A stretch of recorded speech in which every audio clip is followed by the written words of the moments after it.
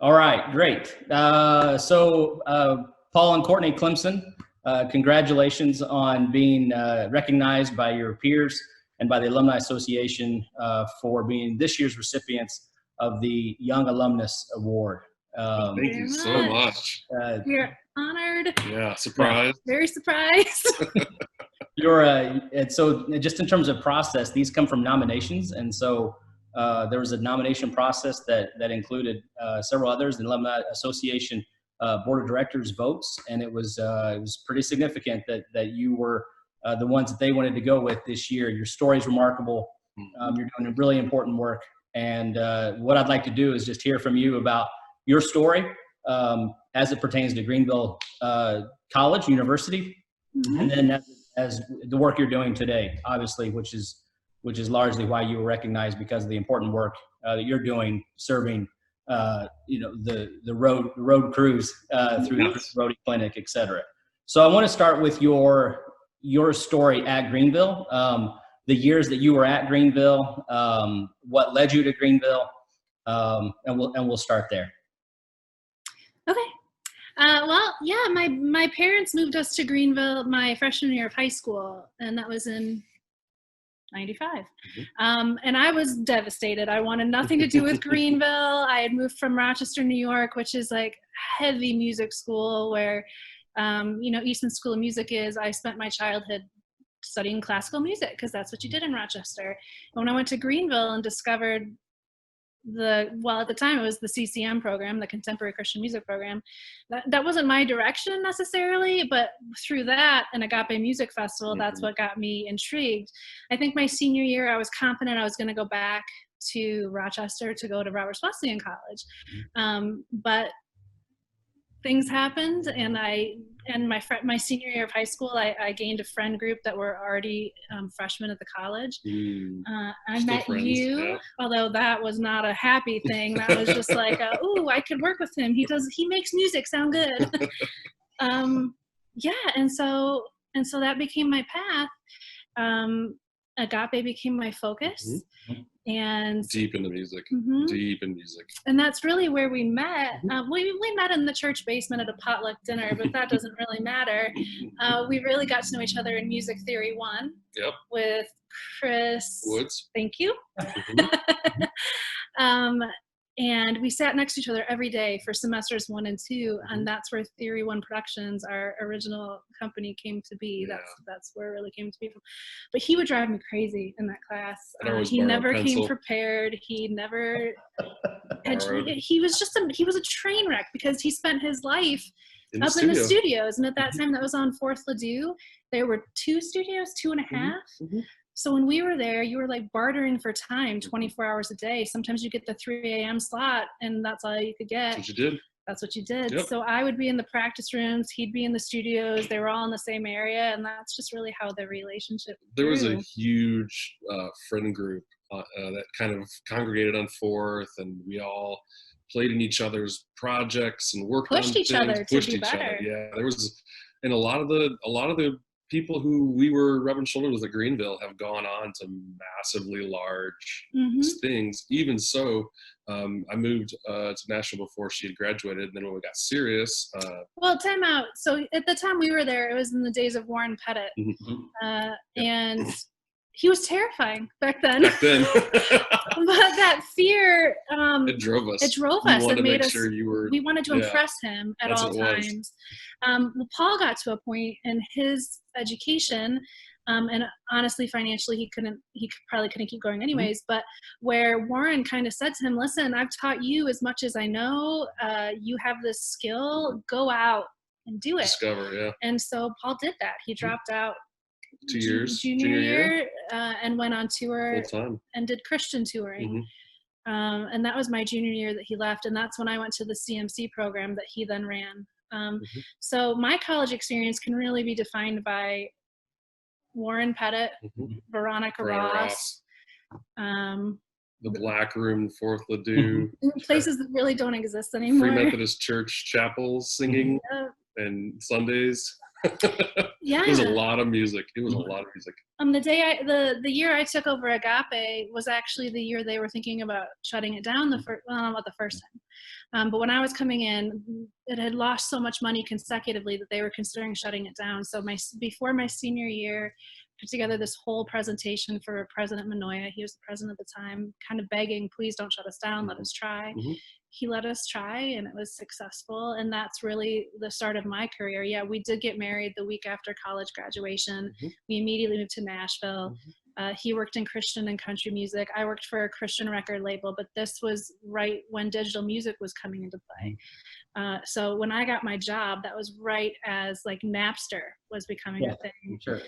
Changed the whole landscape. It did. There were 3 massive layoffs. I was working for EMI Christian Music Group. It was the biggest Christian label there was. Which, from when I arrived in Nashville, before she got there, some of the bands that came from Greenville were extremely welcoming to all of us.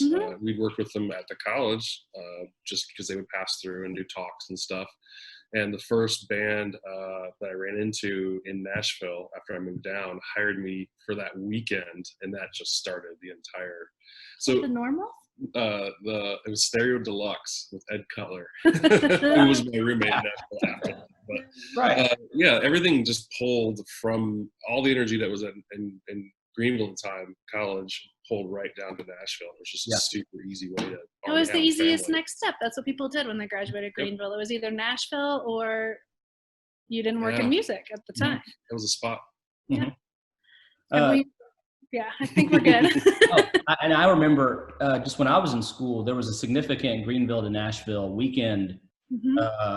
Now I wasn't musical, and so I was never invited on those trips. And I knew there was a significant group of students that would go to Nashville on the weekends, and they would perform. And I wasn't, if you're not a part of it, you don't quite understand what it was, but it's exactly what you're talking about. And there were contacts down there and community, largely with a Greenville touch that was in Nashville. And I'm sure that was there just a few years later when you were here. Oh, 100%. Without question. It was what everybody kind of, like, could we get there? Could we make it? That was the big thing. Will they take us? Will they accept us? Yeah. And now, like, we looked up to Jars of Clay, which is a bit cliche, but at the same time, they are real human beings, which was the cool thing to get to Nashville and be like, oh, wait, I can just come over and hang out and we already have a connection. Yeah, some of the celebrity was kicking off. Yeah. Some of that shine. Yeah.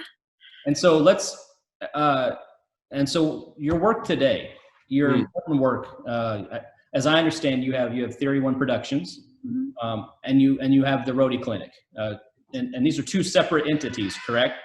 Correct. Yeah. So I'll just kind of carry on from the Nashville part of our lives. That only lasted 15 months, and first time. And we promptly moved to New York City because that's what dumb 20-somethings do when they have no money and no jobs. Take on the world. So we lived in a tiny studio. It was a 300 square foot apartment.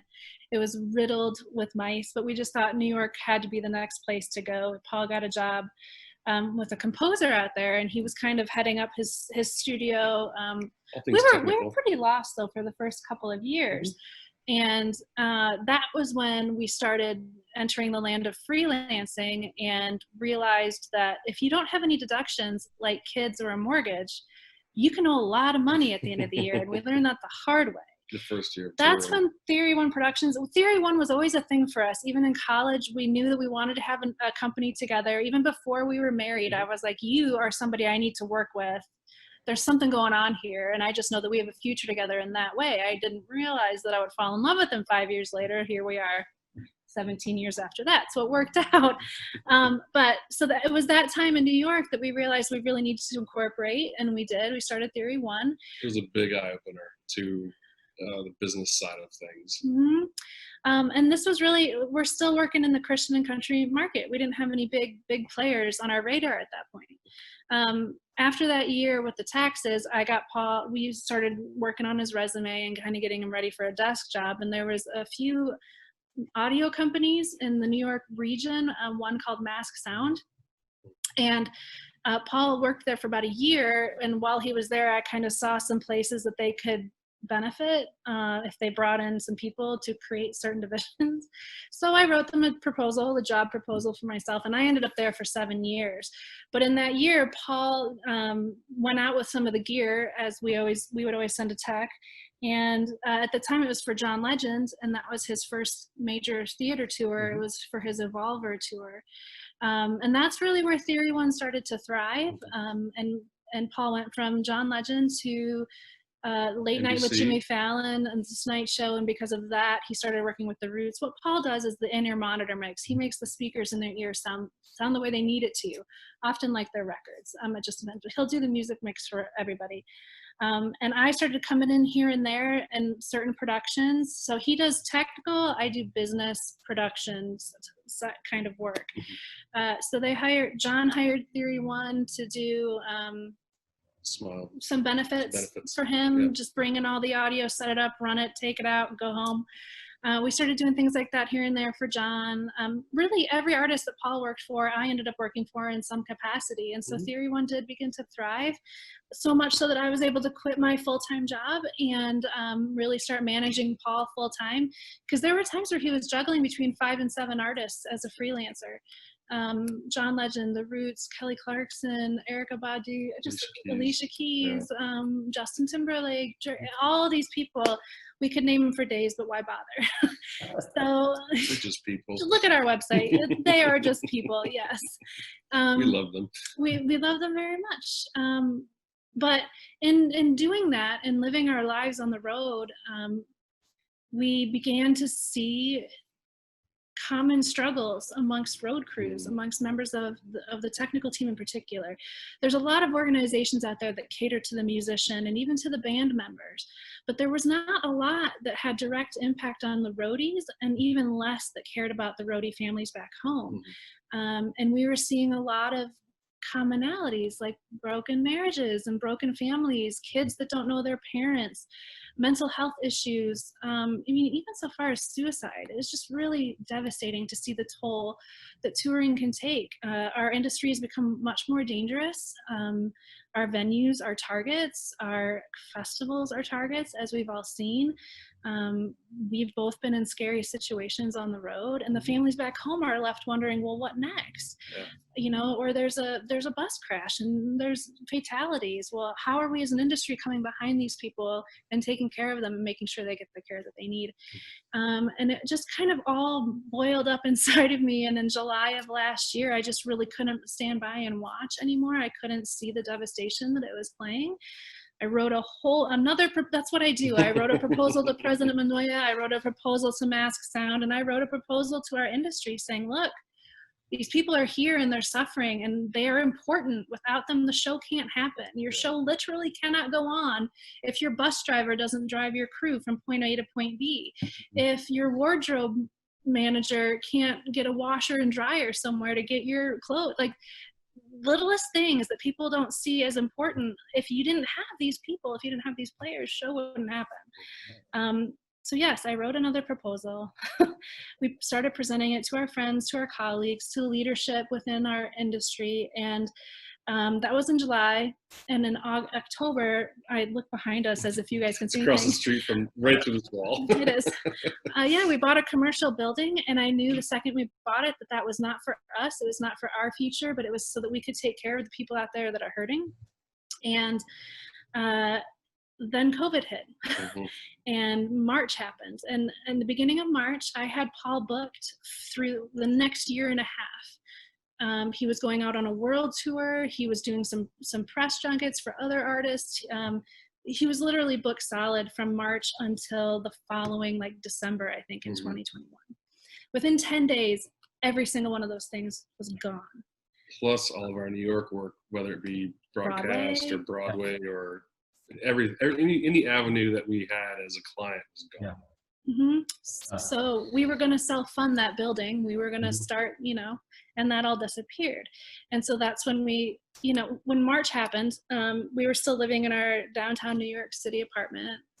This was a different one, not the 300 square foot one. This was an apartment that was in our dream neighborhood. It's the one that we had dreamed about for years. Honestly, we got to live there for 3 years. And when all of the work went away and we started to see the writing on the wall, Paul said, we gotta go. I said, you're insane. Yeah. We're not going anywhere. He said, no, we gotta go. I really feel like we have to leave. I'm like, leave how? And he said, no, everything. We have to move. I said, you are out of your mind. Call my mother. If you can convince her, we'll go. And a lot of you people watching this know my mother. She is the pastor at Greenville Methodist Church, Deb Somerville. And I thought, there's no chance that she is going to think this is a good idea. So we got on the phone with her, and I had 5 or 10 minutes, and she was on my team. It took me 2 minutes. I had all 5 bullet points of why we should move right now. That was at 11 a.m. on Friday, March 19. And by 4:30 p.m. on Saturday, March 20, our whole apartment was packed. We were in a U-Haul. We were driving to Michigan, where we moved into a tent in our construction site to quarantine for 2 weeks. We didn't want to be the ones to bring it from New York to Michigan. Yeah, at the time, the New York City was the epicenter. Sure. Who knew if it was in Michigan yet, if it was in Niles in particular? Right. And we didn't want to, everybody knew us here to an extent. They would have known that. So we hid. We lived with our cousins for 6 weeks in their basement while our apartment got ready. And then now we have a place to live. But in that time, I thought the clinic was over. I thought the vision for this roadie advocacy group was done. Luckily, I had already had a couple of board members sign on. And when we were in that tent, sobbing and miserable and grieving, they said, gotta go. They said, pull up your pants. Let's do this. Put on your big girl pants. Put on your big boy pants. It's time. And I was like, I can't. Not happening. And they said, no, we're doing this. And they were right. We wouldn't have. It accelerated the growth instantly. Yeah. We've had our first Instagram post as the clinic was in April, and now we've been in Rolling Stone 3 times. We've been on Good Morning America. Here we are with you guys. But what we created was an advocacy group for roadies. Our mission is to empower and heal roadies and their families by providing services and resources tailored to the struggles of the touring lifestyle. We are officially a 501c3. That came through during COVID, which was a big success for us. And right now we're in the program building phase because we have a team that's available. People aren't working still, clearly. So we're helping a bit with COVID support, but we're very clear to people that we are not a COVID relief group. Many of those have popped up for our industry in this time. I mean, I can count at least 10 right now, which is great. We need those people, but they will go away when COVID ends, and we will still be here. That's when we will grow stronger. That's when our doors will open. That's when our building will be complete, and we're not going anywhere. And that's going to be the big difference. So we are the first brick and mortar facility. We are the first place opening up that has these kinds of services available to the community that we're serving. We're happy to be there. We're proud to do it. And we're just humbled that people trust us. So far. Yeah. People Lots have been very supportive. Which is great. It's been a very positive experience for them. I mean, it's the hardest thing we've ever done. But it's been College 4.0. Right. But yeah, it's been a horrible time for our industry, but it's been the best time that we could have possibly asked for to build a nonprofit, you know, because people are available. And so some of the crew members that work with you or that you serve, do they live with you at the clinic, or is it just services in and out? Or the building's still under construction. We like I said, we were going to self-fund the construction of the finishing the building this year. The demolitions of just about done. This is a historical building built in the 1800s with no power or electricity. On the second and third floor. 3-story. Which is good for us for demolition because there's less to take out. But yeah, it definitely is dated. So, we were hoping to open by next year originally. We'll see. We'll see. But our staff, they're all over the country. We've got people working in LA, people working in Nashville, people working, London, there's people Boston, working. Yeah. And they all showed up to the campfire. It's been great how, as we've done these kind of put ourselves out there, like bare our souls, then usually 1 or 2 emails come back and it's like, hey, I have an MBA, can I help with the finance program? Because they have a heart for that. And that's been the best part is just seeing who shows up to the scene. We have 12 board and staff members. Some are the same, but we have a group of 7 that really do the daily activities and are putting the word out there.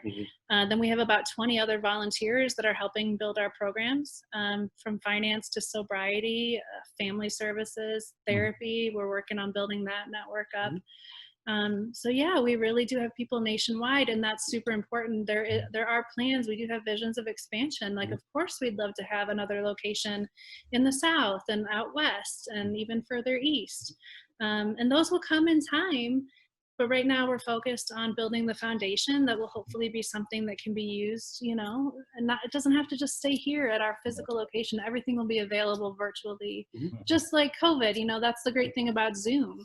We were able to start sobriety meetings, and it's not just alcohol. It's really whatever your addiction is, come to the table and let's talk through it. Specifically for roadies, which specifically for is roadies. A different conversation than most other people. But all of those meetings are happening on Zoom. And that's great. That's never something we would have thought to do in the past. Nope. There's been a lot of silver linings to the COVID-19 pandemic. And one of those obviously has to be with how comfortable we are with doing this kind of technology. Yeah. It makes the world just a whole lot smaller in terms of connection, services, meetings, grandparents, you know, traveling. All of it. Yeah. All that stuff. Weddings, yeah, right. I've been to a couple on Zoom. Yeah. Same amount of crying.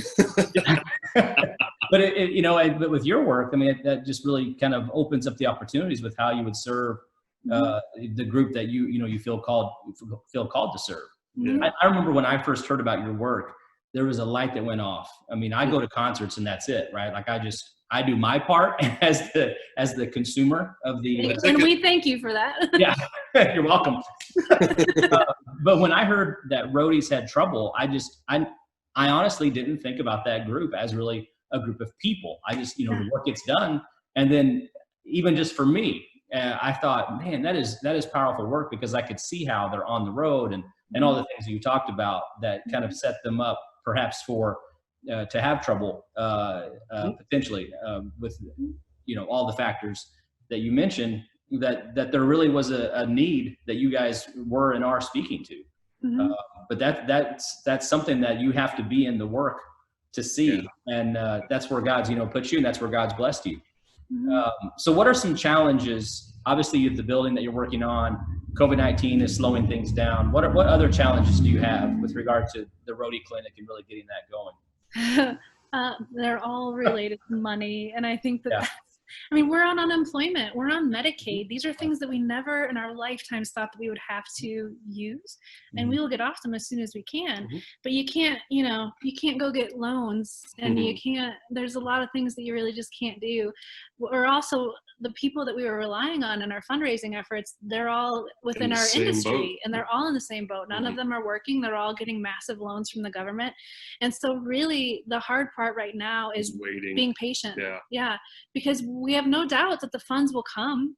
They might not come when we want them to, but they will. And people have been very generous. They've been very generous to date so far with their money, with even Yamaha gave us 29 guitars that you can't use as guitars, but you can upcycle them into something beautiful and auction them off. Artwork or furniture.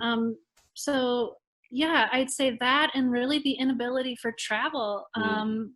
For us to get a crew here, one of our visions, and we hope we can make this happen, is to have a tour bus company sponsor us and take out a bus, go pick up 13 roadies and bring them to us, and like there's a lot of out of work carpenters, electricians, people that tour with us that have nothing going on.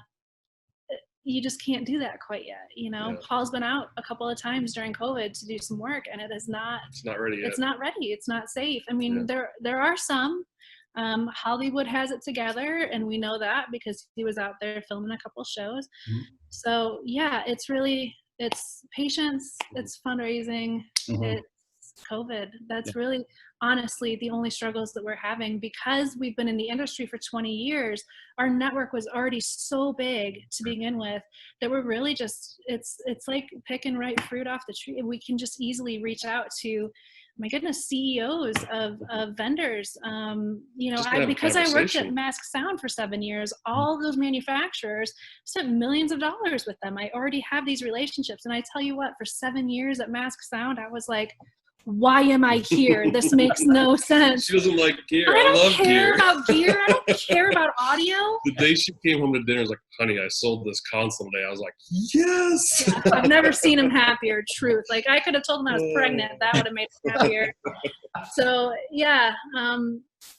Because we're able to see all of the dots connecting now, because we're able to look back over the course of our 20 years together and really see like, oh, right. That was why That the path was why is you laid had. out. So we really don't have any hesitation. We don't have any fear. I mean, it's terrifying what we're doing, but we're not scared. We're very confident that this is the path that we're supposed to be walking down. The doors are flying open as we walk by them for, for the right people coming. We have the director of finance for Big Fish Entertainment working on our finance program. I mean, these are people that, in the same way that we have such experience in our fields, these people are coming out of the woodwork because they saw us on Good Morning America, or because they read an article in a local paper, or because they read an article in Rolling Stone, whatever it is. So we've been really fortunate to have that peace as we're working, to have that confidence, and to just keep going, because I tell you what, every dollar we spend, the next day, that same money comes right back to us. And I'm not exaggerating. It's insane what's been happening. And so we just keep moving forward. That's all we can do. Yeah, that's great. And that's a powerful story. And you know that people are paying attention, and the environment, is sort of holding things for you. But yeah, I have no doubt that this will be a huge success, and you'll impact, hundreds, thousands of lives. Just you kind of got to, bide your time right now. I want to ask you, I want to go back to Greenville. So we talked about your time at Greenville when you were younger, and we talked about your work. And so from your standpoint, do you have, what would you tell current Greenville University students? Well, I really can only speak to the people that are in our world. And that would be, utilize everything while you have it. People don't realize the gear that you have in the basement of that former church. What do you guys call it now? I don't even know. The Whitlock Music Center. Thank you. It's where we got married. I don't know what it is. Yeah, I did too. See? Yeah. When we were in college, those studios, you couldn't get inside of them. You couldn't use it. You couldn't. So don't waste that opportunity. Use the equipment that's available. Make friendships, because everything you do now in college will quadruple in return, even 20 years later, 15 years later. Yeah, some of my closest friends are the ones that I made, my 4 girls, on my floor. But then there's connections for days. Develop relationships and give into people, help them out as much as you want help. And I don't ever want to hear any student complain that they weren't taught this, that, or the other. When we were at Greenville, there was no internet, not good internet. It was all first starting. Google wasn't real. Right. Don't tell me you can't find a way to learn. Figure it out. Yeah. Hustle. That's the thing I always want to tell college students. Learn the hustle. It is real. You're going to work for free sometimes. You're going to work 20 hours and get paid for 2 of them sometimes. You're going to be left without any material, without any resources to work with, and you got to figure it out. So learn how to trust yourself. Learn how to be a self-starter. Learn how to gather people. Communicate. I wish everybody could take a communication class from Prof. Ross in Just their life. I know she's retired now. But yeah, don't shut people out. Don't burn bridges. You can do that in college and they'll stay with you. And just trust that what you learn here, whether that's in the classroom or from your friends or in chapel or whatever else, it's going to stick with you. It's going to come in handy someday, 20 years later, when you're told that it's time for you to start a nonprofit. Yes. Yeah. Before they leave, they need to make sure the concrete's dry on the foundation. Yeah. It's beautiful. I like that. That's a good phraseology, good image. Well, listen, thank you so much for your time. Again, congratulations. Thank you so much. You are very well deserving of the award. We will get the award to you. There is actually a physical thing that we'll take a picture with it. Yes. Video later. But again, we couldn't. You mentioned COVID shaping your work. It's obviously shaping our work with homecoming, and everything we're doing for homecoming is virtual. And we would love to have you on campus and kind of do a version of this in person. But I appreciate your time doing this virtually from where you are. But I really appreciate your time. And again, congratulations. And God bless you and God bless your work. Thank you so much, Wayne. We appreciate it. Thanks a lot. Bye. All right. Bye-bye. Thank you. See.